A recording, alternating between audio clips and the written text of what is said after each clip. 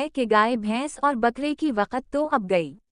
हमें यकीन है भारत वाले बड़े खुश हुए होंगे कि अब गौ माता की बजाय आने वाले सालों में वहाँ भी गधा पार्टी हुआ करेगी।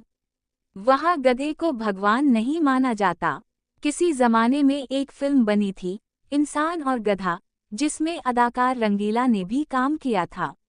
मगर हमें यकीन है आज भी इंसान और गधे का चोली दामन का साथ है। इंतखाबात हों या कोई और कौमी मसला, गधों के बगैर पाया तकमील नहीं हो सकता। अक्सर औकात गधे वोट भी डाल दिया करते हैं और जीत भी जाते हैं। अमेरिका में तो गधे और हाथी का निशान उनकी सियासत में बड़ा किरदार अदा करता है। सो साहिबू, गधे को यूं ही बेकार जानवर ना जानो, कीमती समझो। बल्कि हमारा मशवरा है कि पाकिस्तान का हर शहरी एक एक गधा पाल ले। माल बर्दारी के काम तो आएगा ही कि पेट्रोल महंगा हो चुका है, और जब वो गधा ज़ईफ होगा तो भी घाटे का सौदा नहीं। आजमाइश शर्त है।